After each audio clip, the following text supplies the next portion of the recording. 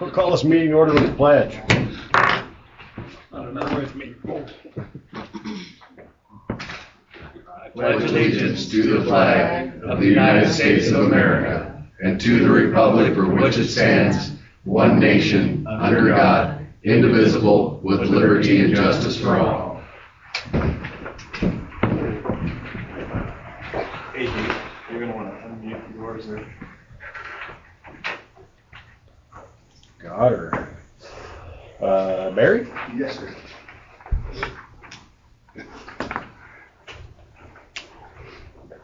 My name is Barry Kratz, and I'm here to open this meeting in prayer. Heavenly Father, we thank you for this day and for the blessing to live in this great nation. We thank you for those here who choose to serve our community. Clothe them in the full armor of God. We ask that you give them wisdom, discernment, and a fair moral compass, that your Holy Spirit would guide each and every decision made in this place.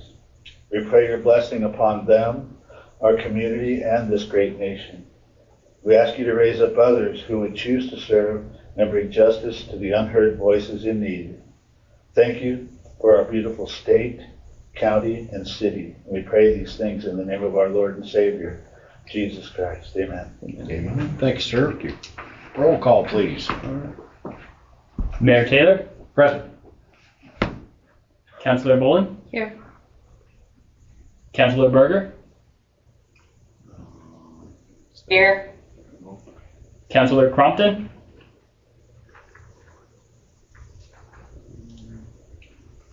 Do you have to unmute on your He's end? on, well, I asked him to unmute. So. Okay. He's here. No. Councilor Colt?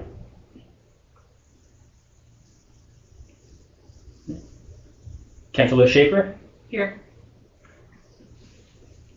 Councilor Zimmerman? Here. Roll call is complete, Mr. Mayor. Thank you.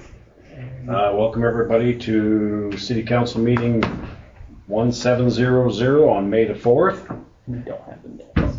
No, we do not have the minutes for approval, so we will move on past there. I do not have any announcements at this time. Well, I guess I do. We met Sam Sykes, Gary Beach, and myself met with Senator Tim Sheehy today and reviewed the flood damage. He was actually had boots on the ground. He went up and looked at the Bear Creek bridge that was washed out, the one on Farm to Market Road, and they were very interested in what we had going on. We appreciated him coming. So after that, we move on to the City Administrator report. Yes, Mr. Mayor and Council, good evening. Right now, the lower reservoir is holding up well. We did get an RFQ for a geotech engineer to go out at the end of last month.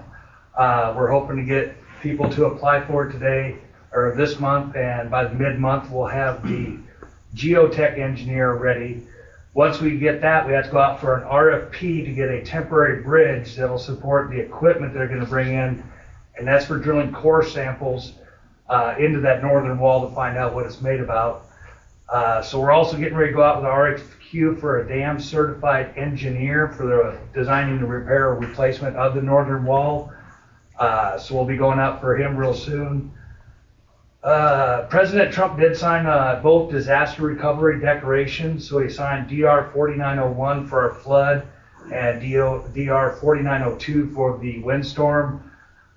This means that we're going to be getting reimbursement for all the emergency protective measures and the repair replacement of the northern wall, as long as FEMA approves all that spending.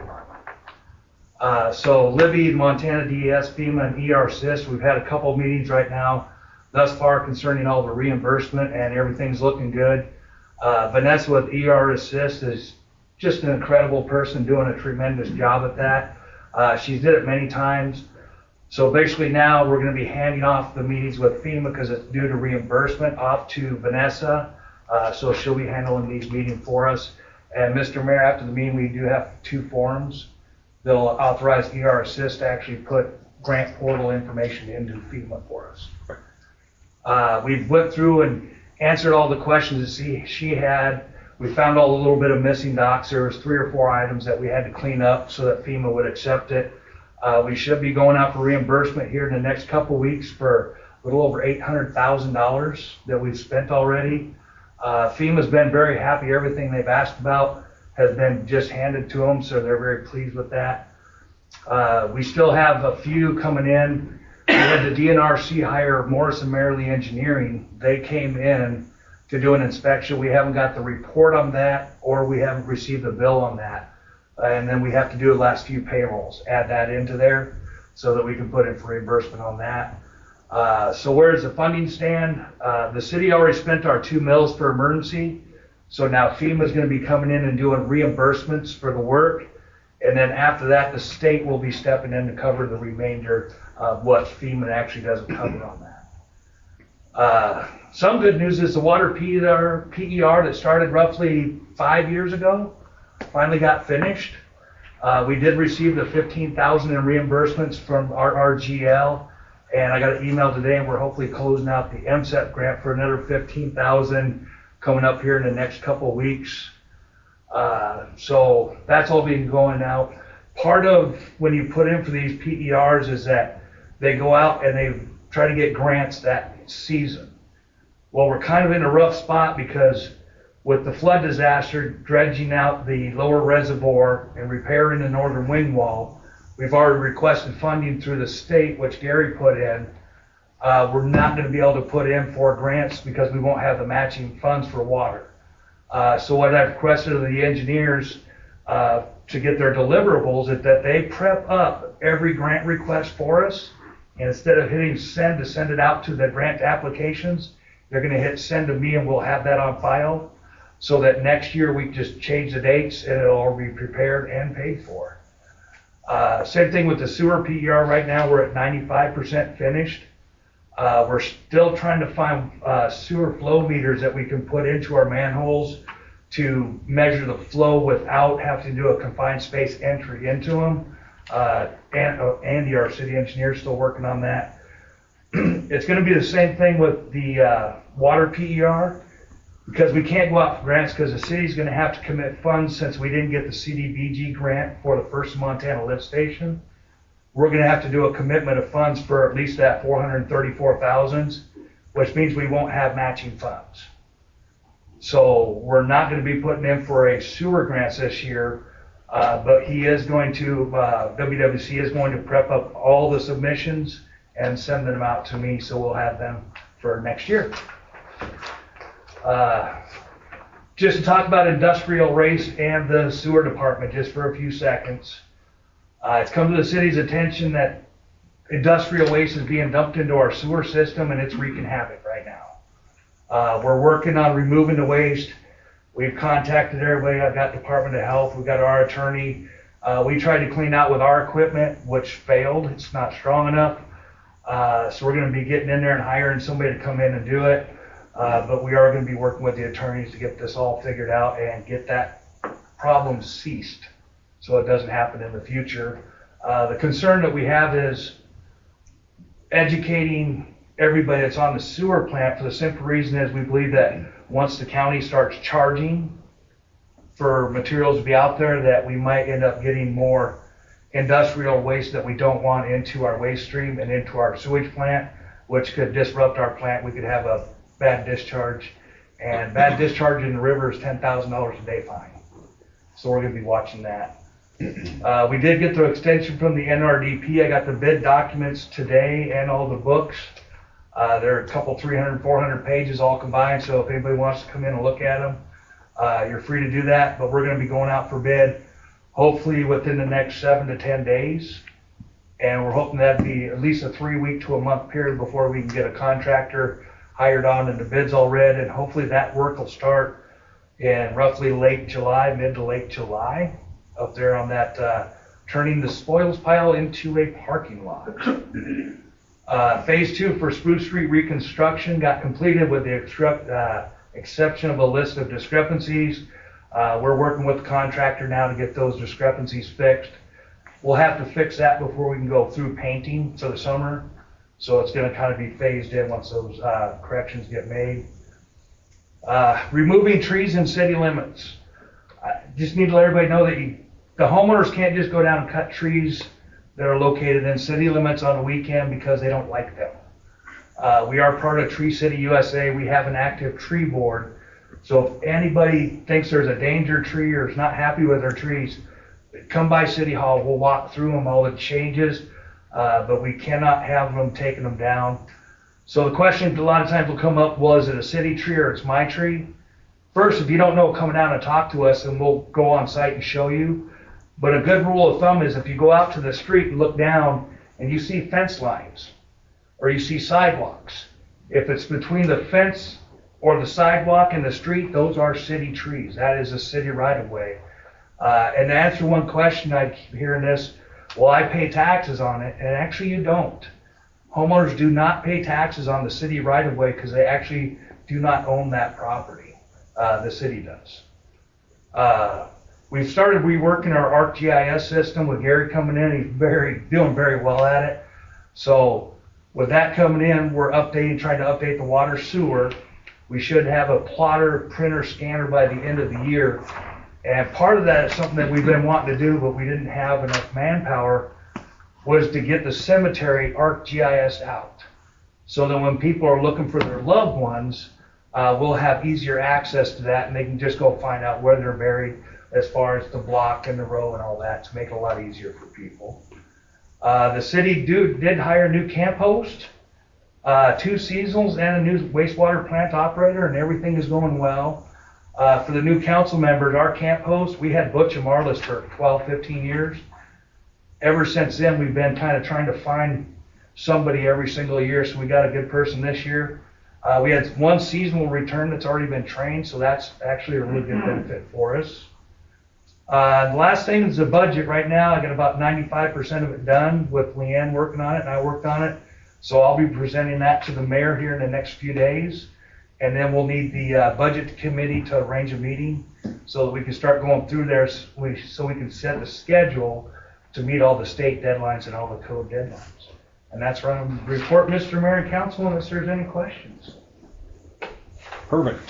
Just for the council members that don't know, ArcGIS.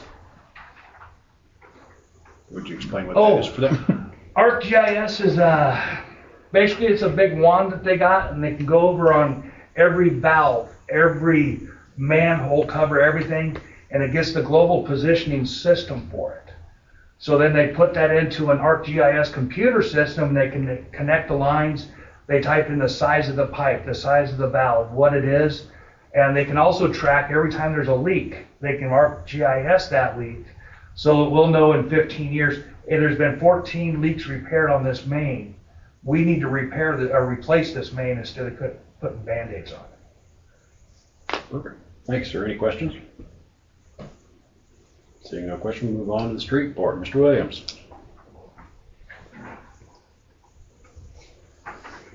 Good evening, Mr. Mayor, Council. Month of April, we've been extremely busy. You want to jump into that now, or whenever you feel?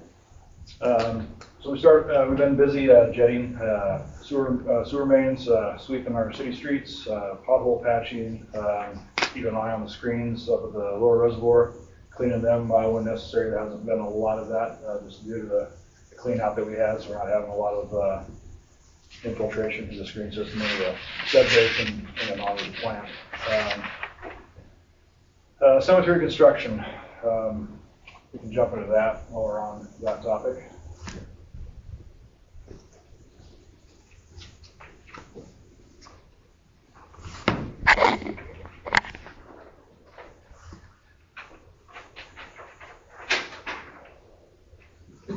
So,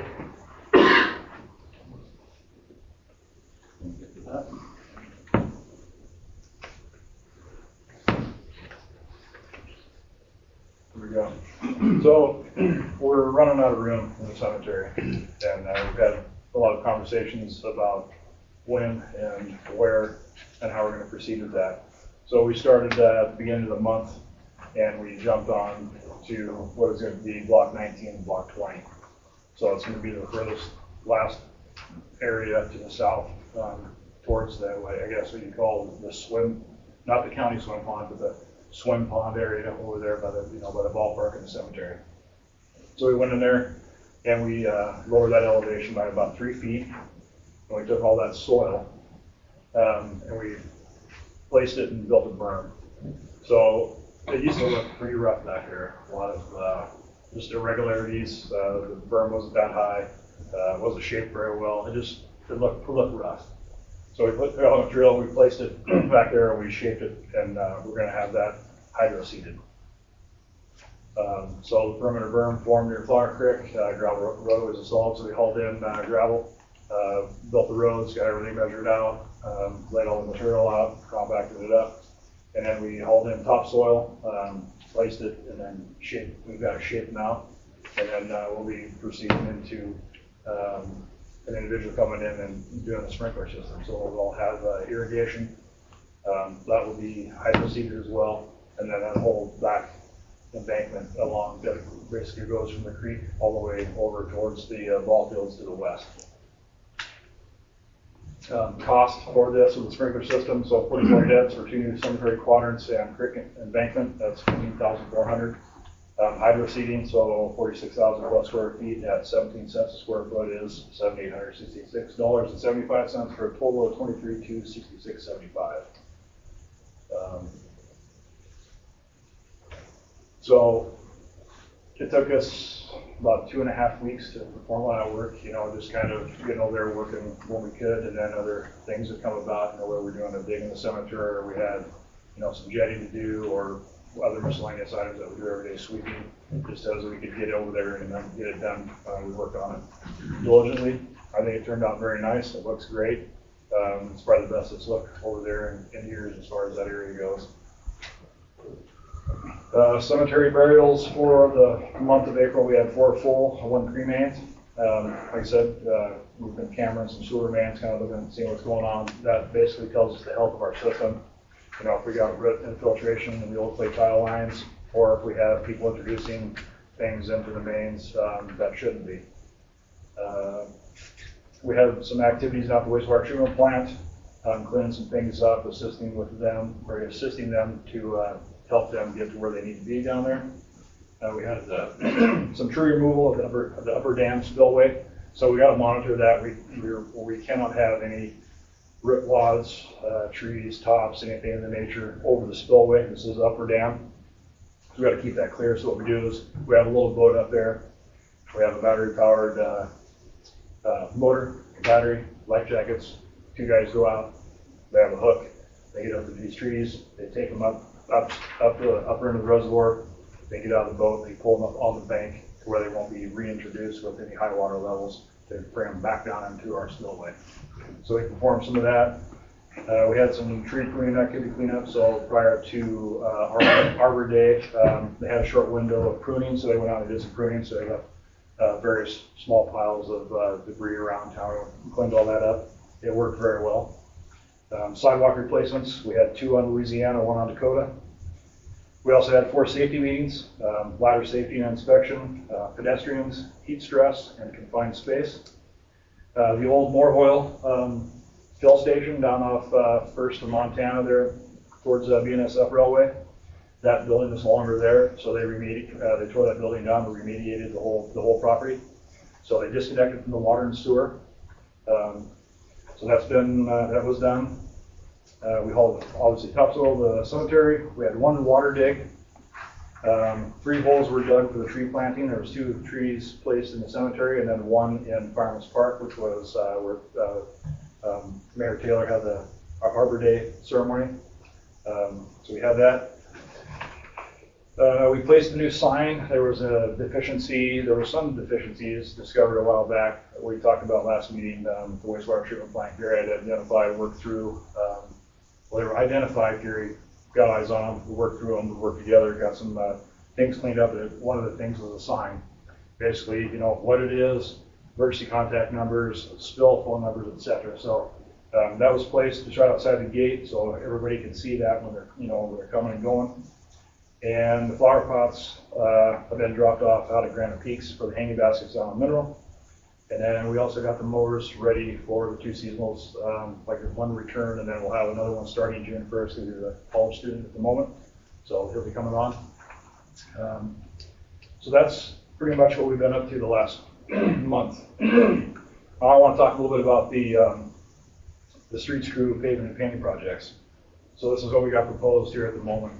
What I think is doable, but I just want to share it with everybody so we kind of be on the same page and understand what we're looking for. So painting programs are going to consist of obviously crosswalks, stop bars, curb markings, parking layout, and school loading areas. So are we going to paint the whole town? Realistically, probably not. We're going to freshen up everything we did downtown. There's some other side areas that we're going to gather up.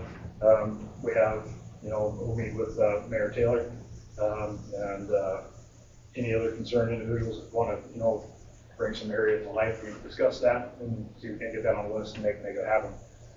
Paving program, so we're going to do all the utility cut restorations. So that includes all the street openings for water and sewer, all the water that we've done. Localized pavement repairs, so we know we have a lot of unraveled areas.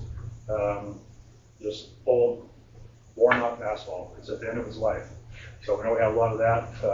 Drainage corrections, we're going to look at this lay down curb, our alley approaches. Those are beat up very badly, and possibly some overlays. So, and then the key considerations obviously going to be some weather that'll dictate. There's been a couple times in the last couple summers that we thought it was going to be prime paving weather, but when it's 100+ degrees out, it doesn't do well for your boots on the ground, nor does the asphalt roll out very well because it comes out of the plant 360+ degrees, and it's sitting out there. It takes forever for it to cool, and then when you roll it, it just kind of wants to spread out like jelly, so to speak. So you can't really keep it contained and get it tightened up well. So emergency water leaks, well, we always have those. We had one today we were working on.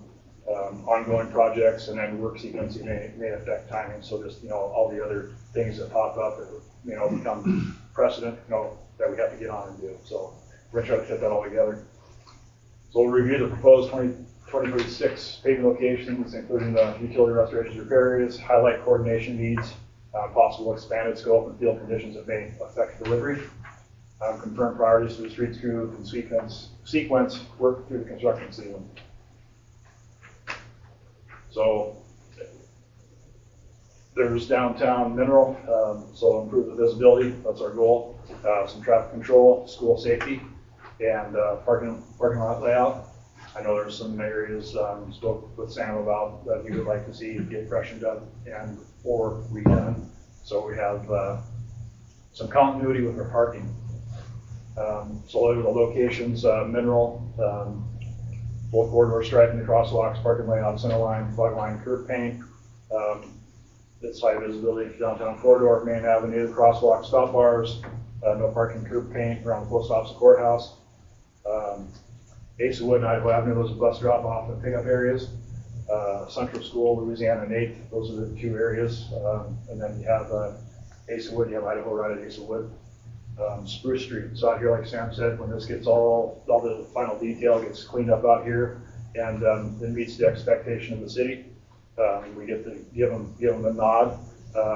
Then we'll get the painting done on that. Obviously, the signage will come into play with that. We'll have the signs identified what we need, we'll order, we'll place. Then the tennis court lot, we'll talk about finishing that whole area off up there. There's a little bit of detail you have to work out with that. And then the city hall lot out here was brought to my attention that, we should get this laid out, freshened up, painted, and make it look nice. So that would be our focus. Utility cuts and previously disturbed pavement, address localized street reconstruction, apron work, drainage-related failures, cul-de-sac corrections, coordinate pavement around leak investigations, possible utility replacements, and time associated with reservoir and street restoration work. So these are the areas that I have laid out that I know we have some issues. So Hammond's and 6th Street, so some openings, Lark Street in Louisiana to Utah. So those are our historic, I guess, speed bumps, you want to call them that, down Louisiana from one end to the other, basically on the south side of the highway. Those are old water digs or sewer digs. They've settled out. They're in poor shape. I plan on Xing those out and repaving. Dakota Avenue, 8th to Lincoln, that's another bad area. Utah and Spruce, I believe we have another failed storm main. So it's allowing the water to leak out under the pipe. So it just turns into muck. A lot of our streets are built on clay. So we always have that base to support. Water doesn't help us out any, so we're going to take care of that. 8th Street, we have about half a block there that's in bad shape due to frost heaving, kind of like there on California on California 6th Street between California and Idaho. We have 5th Street, California, Cabin Heights Road. That's a big one. We're going to be looking at that as soon as we can get asphalt. What we're going to do up there to rehab that, and so it's a lot cleaner condition for passable traffic for the residents and the golfers up there on the hill and all other traffic on the road until we can get that full, complete repair that Sam talked about numerous occasions. Renwood cul-de-sac that has a storm drain catch basin in the center of it at the back end. That is in really poor shape back there. A lot of unraveled asphalt, potholes. We're just going to redo that area back there. And then just minor projects, alleyway inlets, outlets, rehab touch-ups, and the crew time dependent on that. So highest need is going to be the street openings and old water digs. Disturbed pavement should be restored early. Utah and Spruce Renwood involved drainage or elevation corrections, not just surface repair, so I have to be some excavation involved to really find out what the problem is, and so I just keep throwing asphalt on it doesn't solve the problem. Dakota Avenue may include some water service replacements. We'll have to identify that, maybe up to 2, maybe possibly 3. Before we do that, it makes no sense to go in and rehab a road and not take care of the utilities under it, because what happens usually you get done and then you got to go back and dig a big old hole under fresh asphalt. Cabin Heights Road, may remain temporary until lower reservoir time is confirmed. We've talked about that on occasion. And then the routine small work, large 8th Street, 5th Street apron, our targeted paving fixes, alleys, inlets, outlets, rehab touch-ups could be grouped efficiently. So that's going to be our lay-down curb at our alleys. So you got an example of California Avenue and 5th Street, Louisiana. So that's facing west. That's coming into the intersection of Louisiana on Larch Street. That whole right underneath that pickup is where it starts. So I'm basically going to start at the alleyway, going to head west and get up and capture the storm drain inlet. I'm going to repave that whole side of that street in half. I did Poplar last year. It turned out nice. Just want to get that freshened up. So there's Cabin Heights Road, how we have it now. We got crushed rock in it, make it passable. It's not completely ideal for long term, but it's, we're bridging that gap. And then roadway damage, the gravel service condition is, it's another area by the golf course. So weather conditions is conducive to wind and how much project schedules may be impacted by unforeseen issues. So that's those other things that pop up. We're a small work group. We work really hard and stand on top of the ball and focus on the things that matter and do it right the first time. So that's those unplanned maintenance needs, water leaks, etc. And then ongoing projects overlapping may work. May also influence timing, sequencing, and crew availability. So we know we have people, they go on vacations, sick time, etc. So is that it there, Gary? That's it. So that's kind of the plan this year. Cemetery, it's looking great.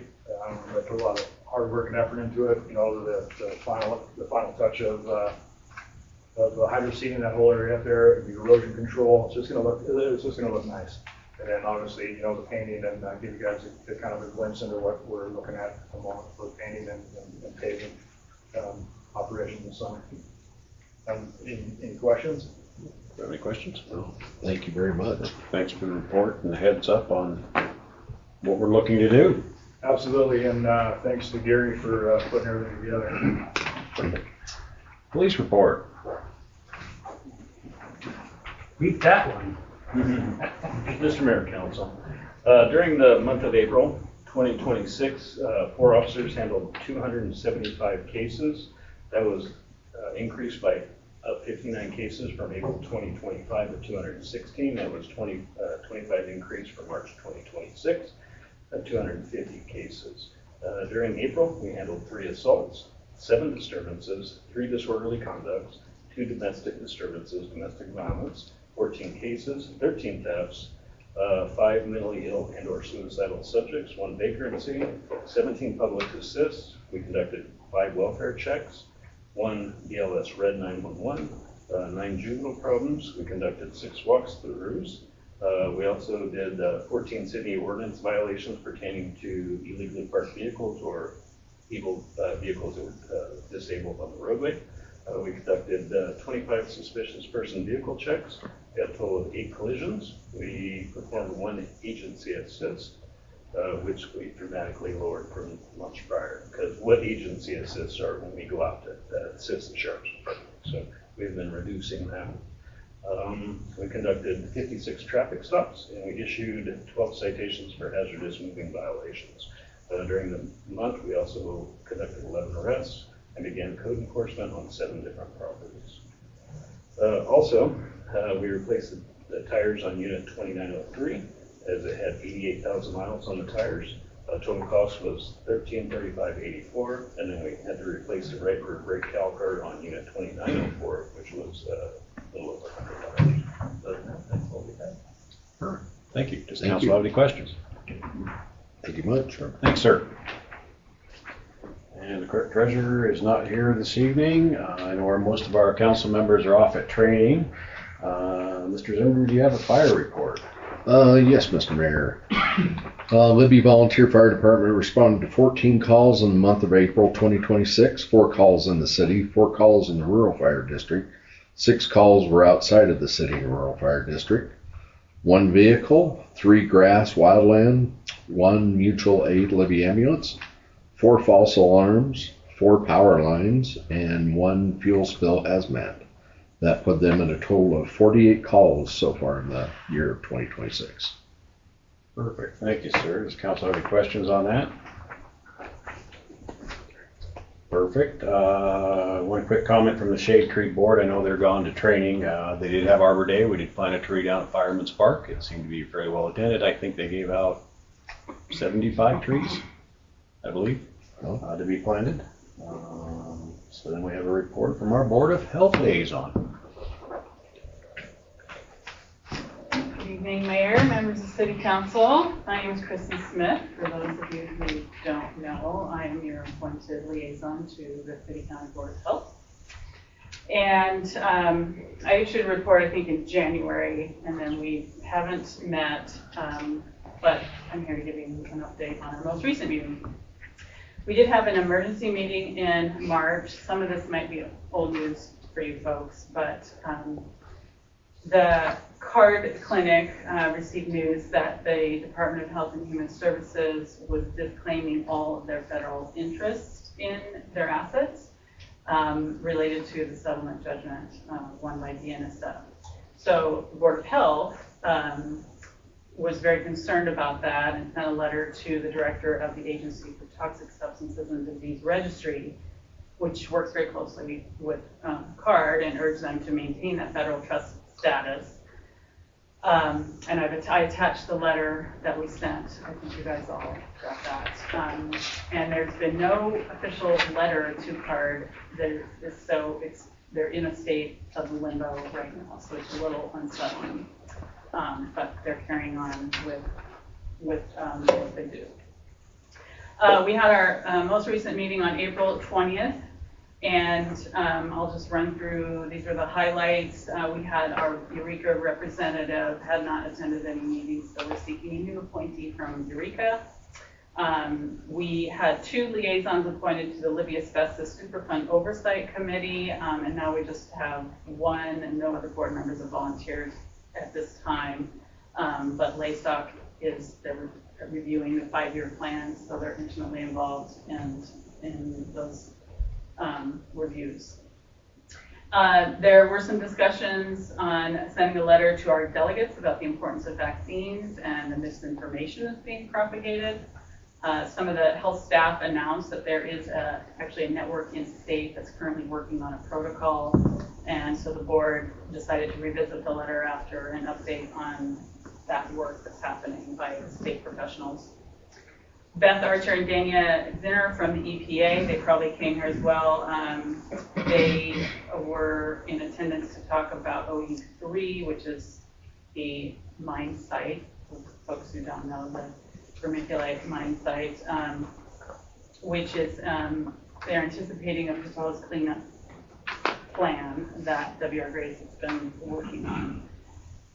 And then this was a big discussion, this next item. Brandon Holster, who's with the Sheriff's Office, came to the board and really issued a plea for some greater oversight related to Kraton. And this was news to me, and maybe I think to some other board members as well. Other counties are exploring how to get a handle on it. It is an herbal supplement, but it has the same side effects as fentanyl.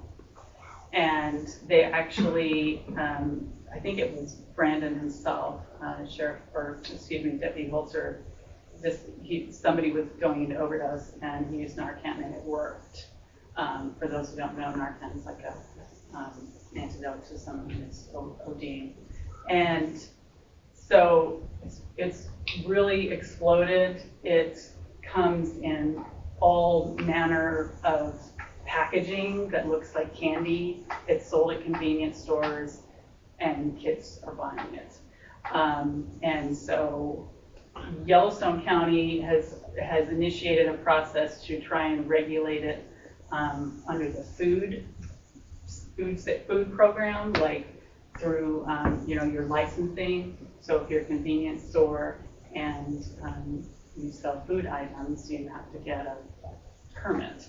And so we're going to, the board decided they wanted to pursue putting together a task force and figuring out how best to address that and see how things go with Yellowstone County. Obviously, they're a bigger county, they have a lot more resources, and it would be more work for the health department staff, but it sounds like it's quite a concern. So I don't know if anybody's had experience with that.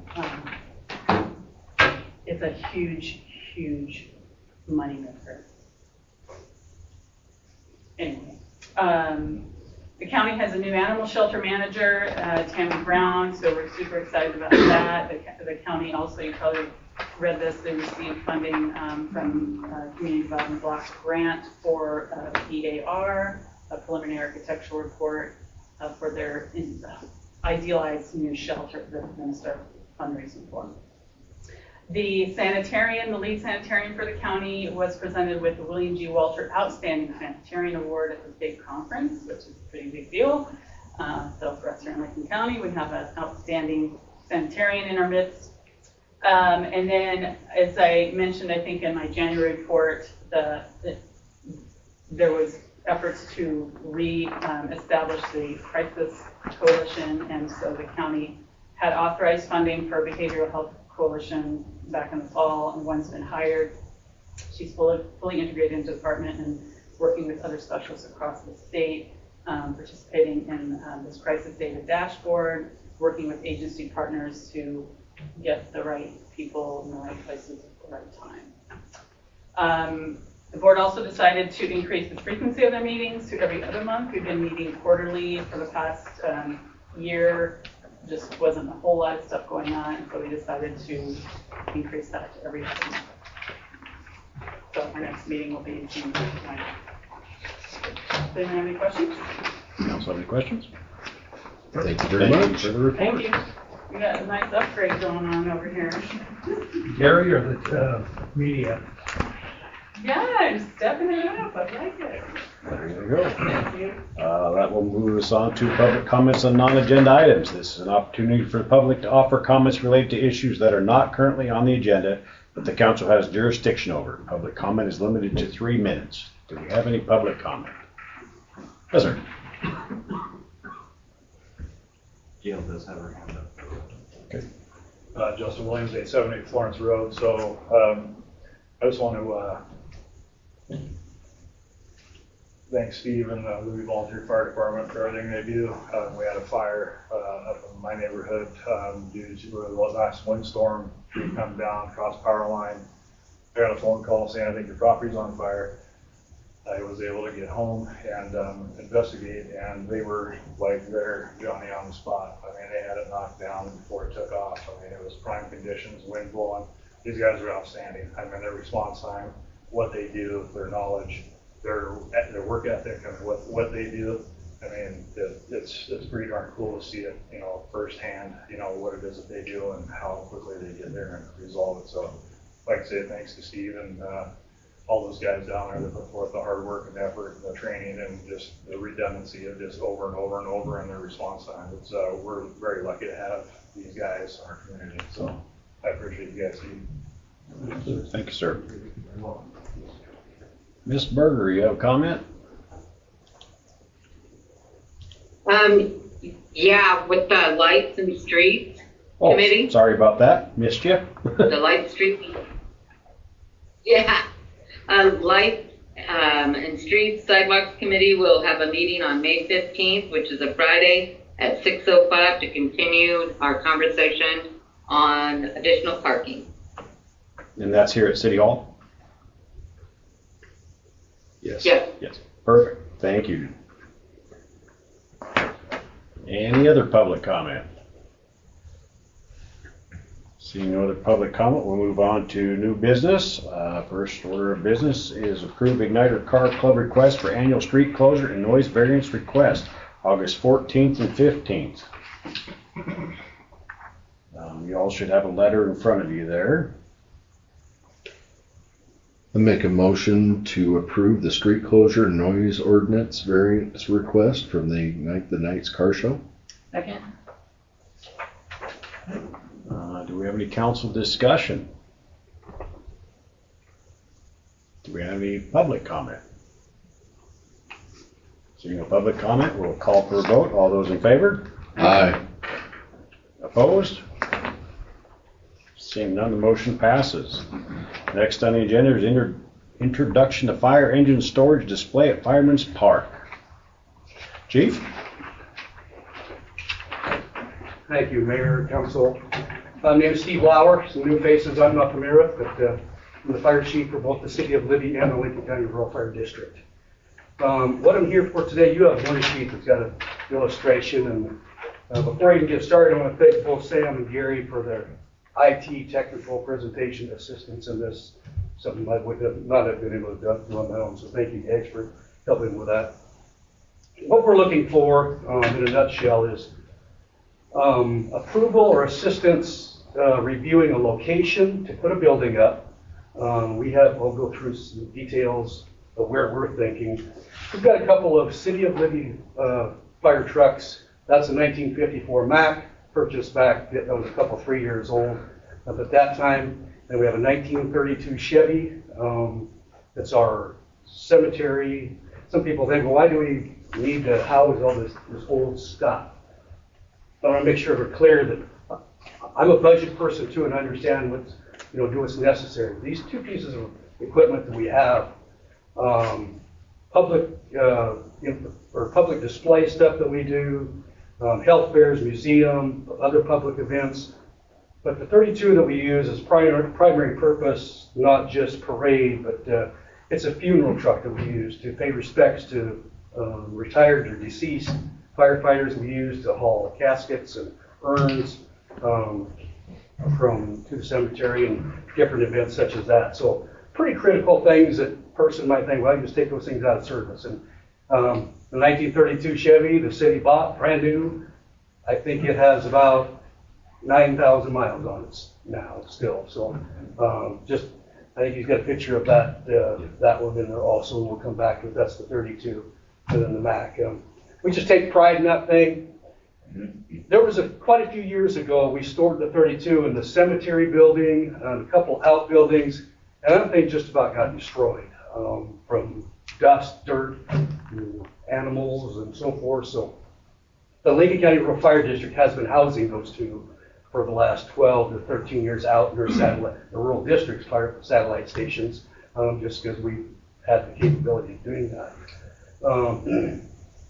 But what we're running into right now is we've been, for the last, since its inception, the extrication responsibility has been on the Libby Volunteer Ambulance. for the last few years, we've been helping them because they have not had the manpower to do that.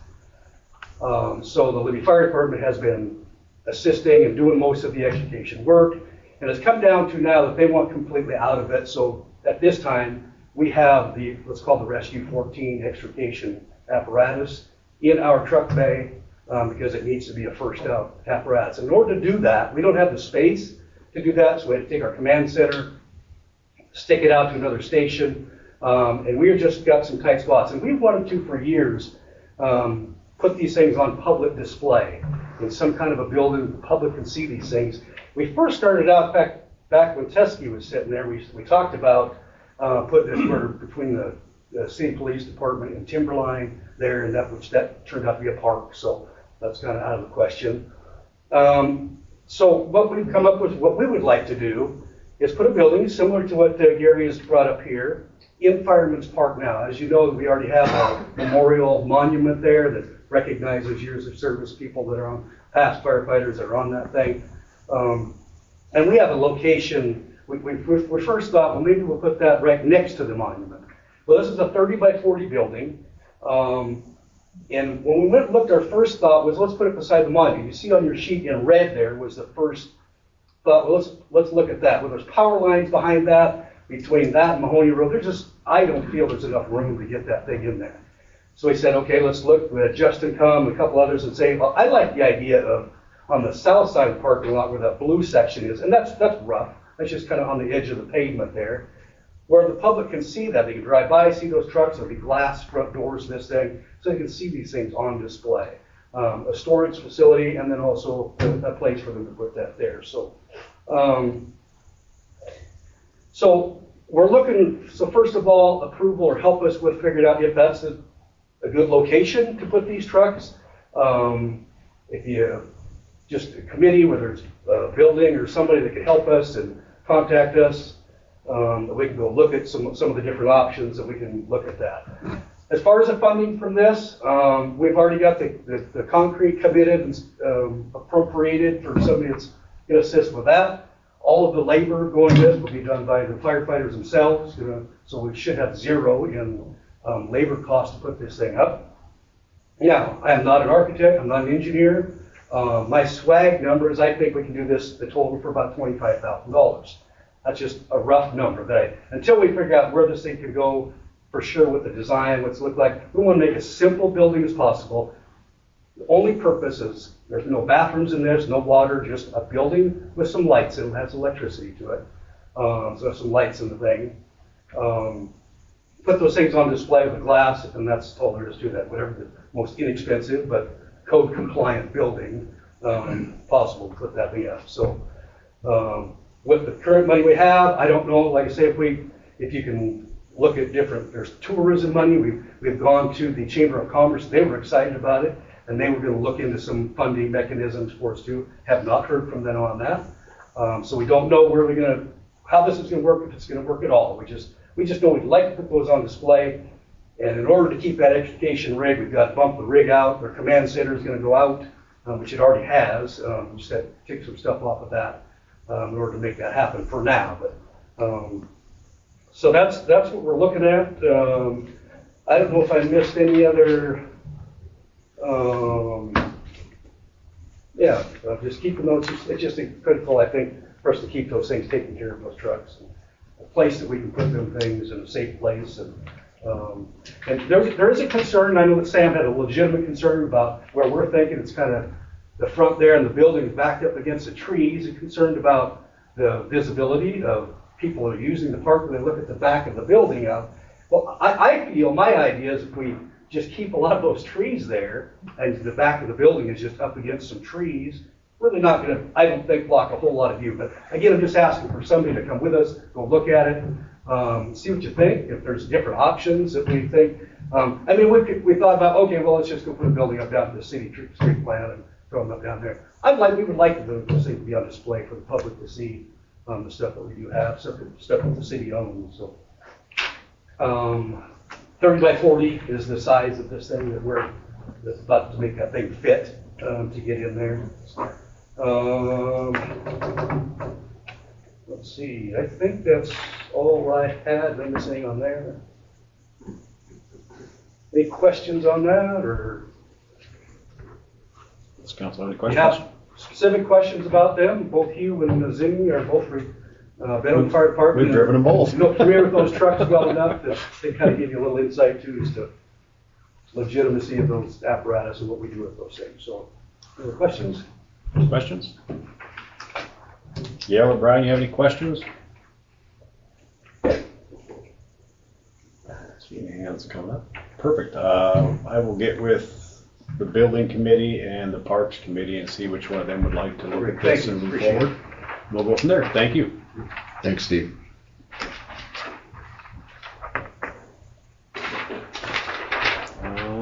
Moves us on to approve all claims received to date. Did everyone here get a chance to review those? Make a motion to approve all claims received to date. Second. Any council discussion on the claims received to date? Any public comment? Seeing none, all those in favor? Aye.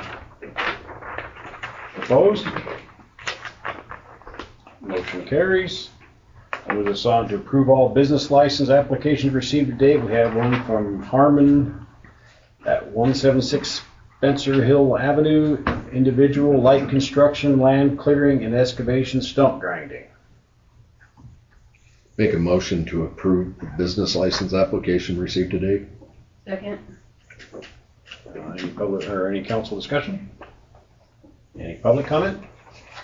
Mr. Mayor, for the council members not here, if we could let them know, the Hidden Chapel's located within residential business district. So that has to be signed off on first by the Board of Adjustments prior to coming before the council. Perfect, thank you. So I'll call for vote. All those in favor? Aye. Opposed? Motion carries. That moves us on to unfinished business. We don't have any general comments from the council. Does the council have any comments? Actually, I have a late question. Sure. And it's about the police report. Lucy was talking about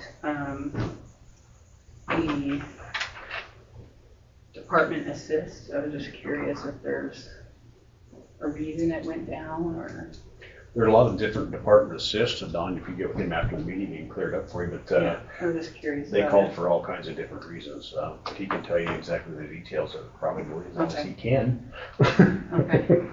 I was just wondering if there was a reason why they were so low or if there was Do you have an answer for that, Don? Yeah, they have actually had more manpower. Oh, they do? Perfect. You don't, okay. They've been averaging 2 to 3 deputies where we've been averaging 1 officer per shift. Oh, really? Okay. That's your question? Yeah. Any other council comments? Seeing none online.